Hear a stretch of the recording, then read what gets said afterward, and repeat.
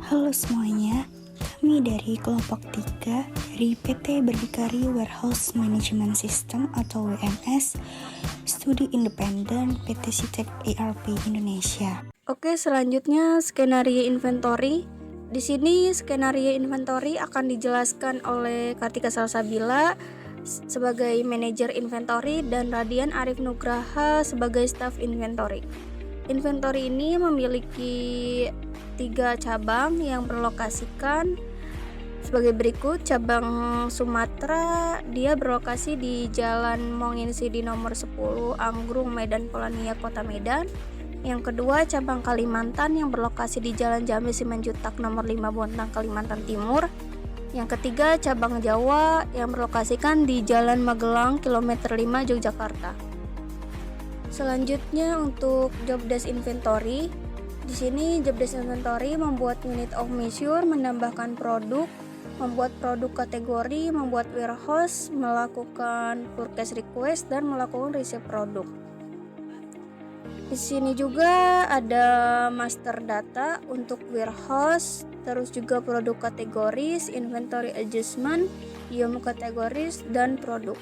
Masing-masing master data ada link dan bisa diklik untuk linknya untuk melihat master data. Untuk selanjutnya di sini ada skenario yang pertama. Skenario yang pertama ini PT Berdikari melakukan pembelian barang yang dibutuhkan untuk kegiatan operasional di gudang Premium 03 DIY sebagai cabang gudang penyimpanan barang untuk meningkatkan produktivitas dalam pengolahan barang di gudang. Nah, manajer inventory ini dia akan membuat purchase request kepada bagian purchase dengan rincian barang sebagai berikut. Oke, di sini ada banyak sekali ya untuk membuat PR-nya dengan total 90 juta 910. Nah, oke, langsung saja kita masuk ke odonya dengan menggunakan email dan password yang telah dibuat oleh staf IT kelompok 3 project akhir. Kita login. Nah, setelah itu kita akan ke purchase request. Lalu di sini saya sebelumnya sudah membuat PR-nya. Kita lanjutkan saja karena ini kemarin revisi terlalu sedikit. Ini saya sudah membuatnya dengan sesuai yang di PPT yang telah dirubah untuk untuk produk-produknya dengan total 90.940. Ini dia sudah sesuai. Oke, sudah sesuai. Setelah itu kita akan request approval untuk minta approval ke bagian purchase yang akan dilanjutkan oleh Serlintan nanti. Oke, selanjutnya kita akan melanjutkan yang satu sama akan membuat PR juga. Di sini ada 3 produk dan subtotalnya 167 juta.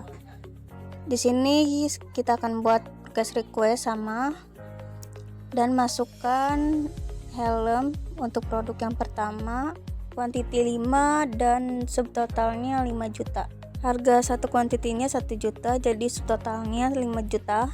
Terus yang kedua, sepatu keselamatan, kuantitinya 4, untuk satu unitnya 3 juta. Berarti nih kita add sepatu keselamatan, terus unitnya 4 dan subtotalnya 12 juta.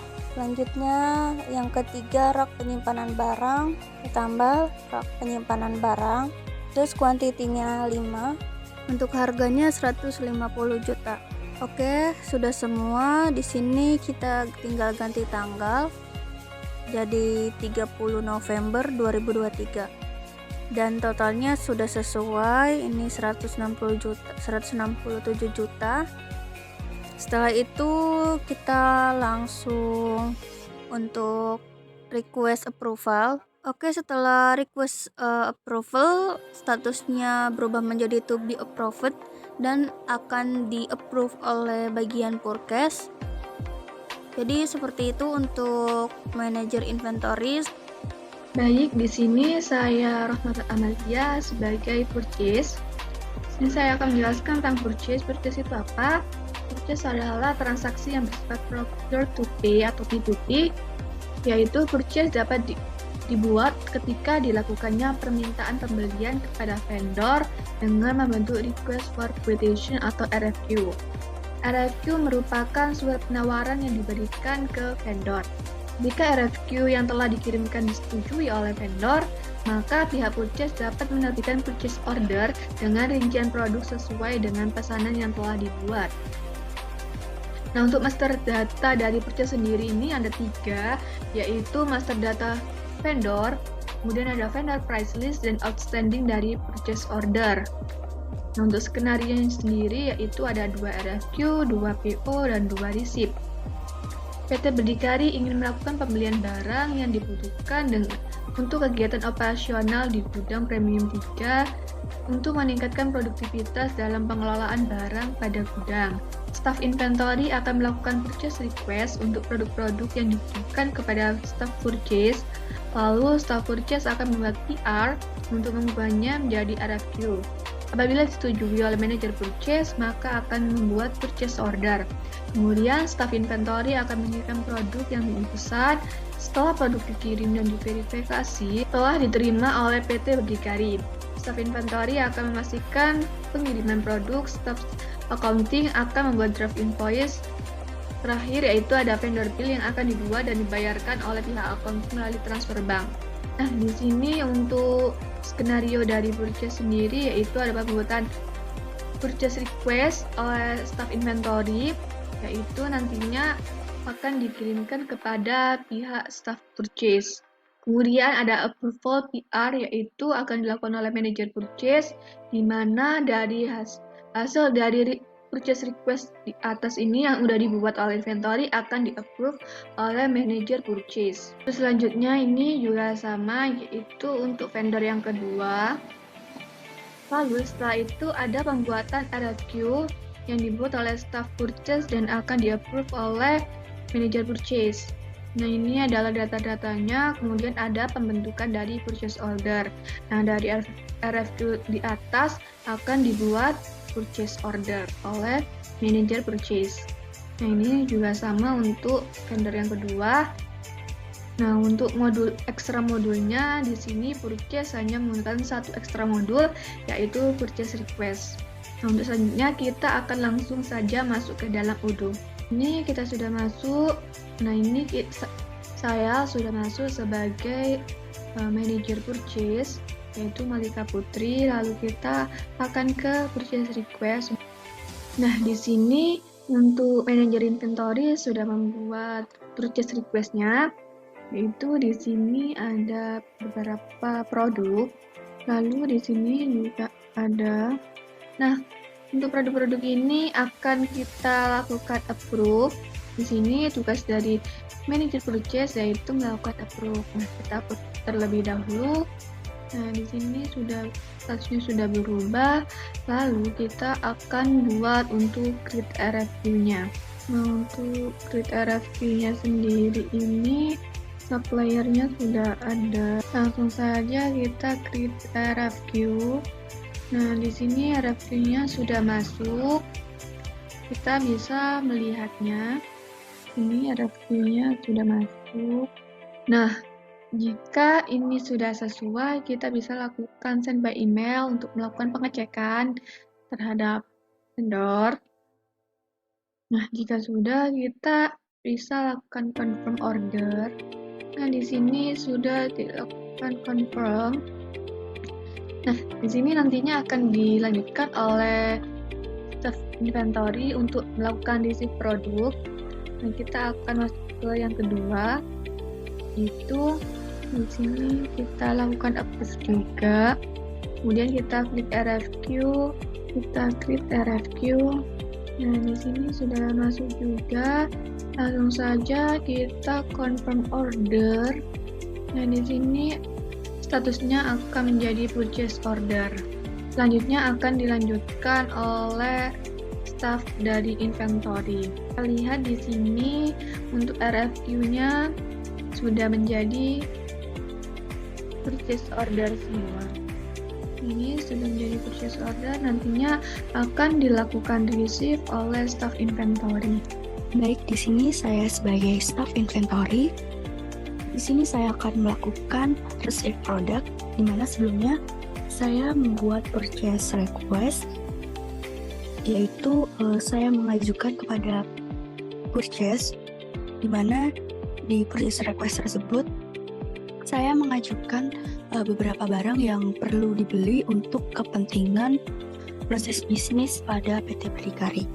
Nah, di sini sudah terdapat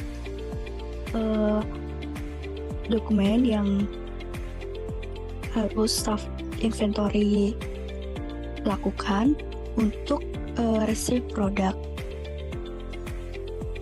Nah, di sini untuk produk-produknya sudah dibeli oleh purchase.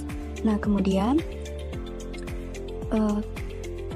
barangnya juga sudah diterima oleh kami, staff inventory. Kemudian selanjutnya setelah kita mengecek barang-barang tersebut sudah sampai ke tangan inventory, kemudian kita klik receive produk di sini. Kita isikan dan sesuai dengan jumlah kuantitas yang kita terima atau sesuai dengan demand-nya. Jika sudah, kita klik validate.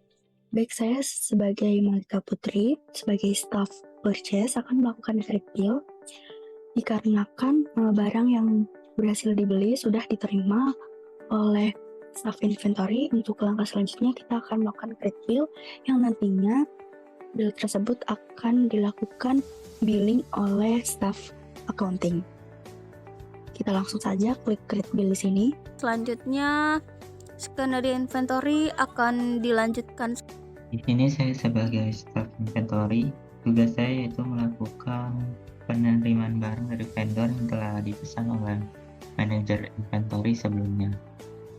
Untuk langkahnya kita langsung aja ke modul inventory.